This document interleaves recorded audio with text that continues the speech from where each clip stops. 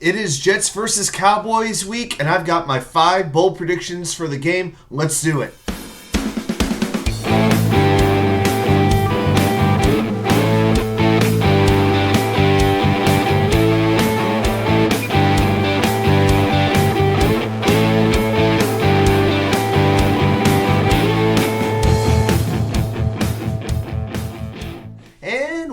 Well, welcome back to New York Sports WickerMedia. I'm Wa2K99. Thank you, as always, for taking the time to watch these videos.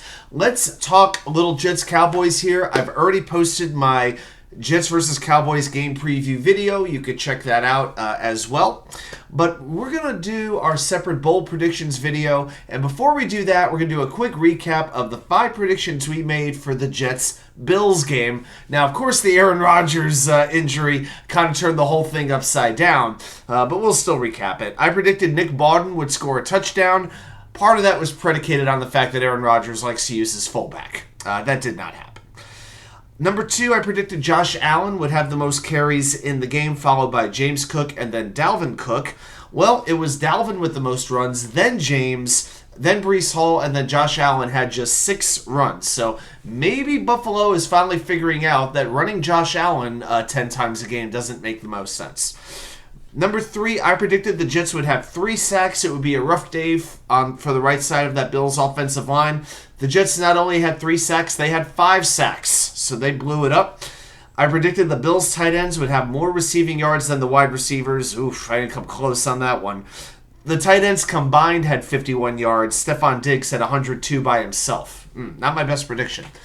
And I did predict it would be an ugly first game, at least 4 turnovers combined, and there were 5 turnovers in the game.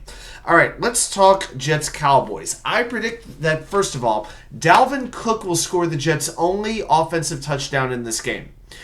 I think that Breece Hall is still going to be on that pitch count, about 15 carries.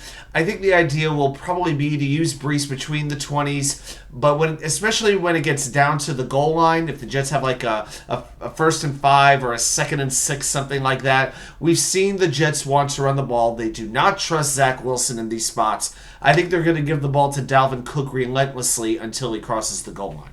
So that's number 1. I predict number 2, Zach will be pressured on 50% of his dropbacks. Now, last week, the Cowboys got pressure on Daniel Jones of the Giants over 60% of the time. I think it was 64 or 65%.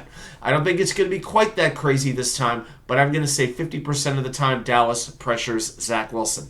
I predict the Jets' offensive line, prediction number 3, that the Jets' offensive line will take 5 penalties. They're going to be under orders to not let Zach get touched, and if that means a penalty, that means a penalty. I'm expecting a couple of holding penalties, maybe a tripping penalty. I think it's going to be a pretty ugly game as far as penalty goes for the Jets' offensive line.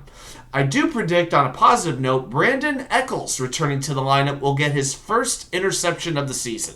I think Echols, he's looked pretty good this offseason. He's shown a knack for making some plays during the preseason. Dak Prescott's a little bit prone to turnovers. They're not going to want to throw near Sauce Gardner, DJ Reed if they can help it. I think brandinechols has an interception.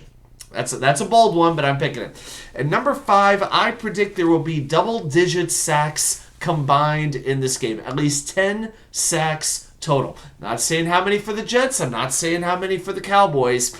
But I will predict at least 10 sacks in this game. So those are my 5 bold predictions. I want to see yours as well. Put them right down there in the comments. Thanks, everybody, for watching. And I'll see you right back here with more content from you know where.